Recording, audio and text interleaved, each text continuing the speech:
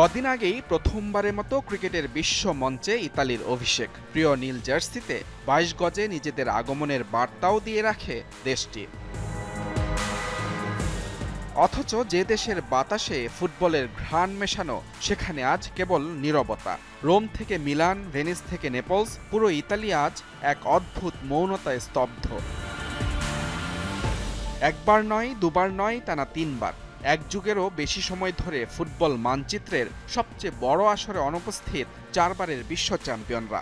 যে ফুটবল ইতালিতে বেঁচে থাকার অক্সিজেন, যে নীল জার্সি উৎসবের উপলক্ষ, সেই প্রিয় নীলে আজ রক্তক্ষরণের বেদনা। আমি এমন এক ইতালিতে বড় হয়েছি যারা সবসময় সেমিফাইনাল খেলতো। আমি ২ বার ইতালিকে বিশ্ব চ্যাম্পিয়ন হতে দেখেছি, কিন্তু আজ টানা ৩ বার বিশ্বকাপ মিস করা। কেউ আগে বললে আমি বিশ্বাসই করতাম না। এটা একটা দুঃস্বপ্ন। পুরো সিস্টেমটাই পৌঁছে গেছে। দলের সীমাবদ্ধতা আমরা জানি, কিন্তু টানা ৩ বার সুইডেন, উত্তর মেসিডোনিয়া আর এখন বসনিয়ার কাছে হেরে বিশ্বকাপ থেকে ছিটকে যাওয়া, বলার ভাষা হারিয়ে ফেলেছি।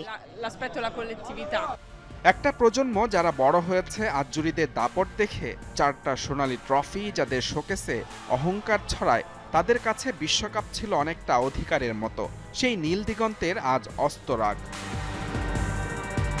মাঠের লড়াইয়ে আজ্জুরিদের সেই রক্ষণাত্মক দেয়াল কাতেনাচিও আজ যেন মুখ লুকিয়ে বাঁচে। পেনাল্টি শুটআউটে সেই দীর্ঘশ্বাস যেন ইতালির ভাগ্যলিপিতে স্থায়ী কালি দিয়ে লেখা হয়ে গেছে।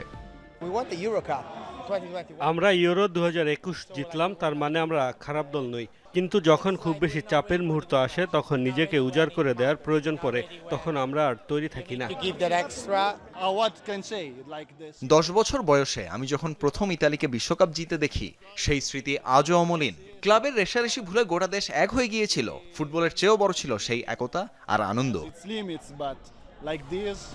৩টি বিশ্বকাপ মিস করা মানে একটি প্রজন্মের শৈশব কৈশোর থেকে ফুটবল উৎসবের রং মুছে যাওয়া। ইতালির আকাশ নীলে নয়, বরং সেজেছে ধূসর রঙে।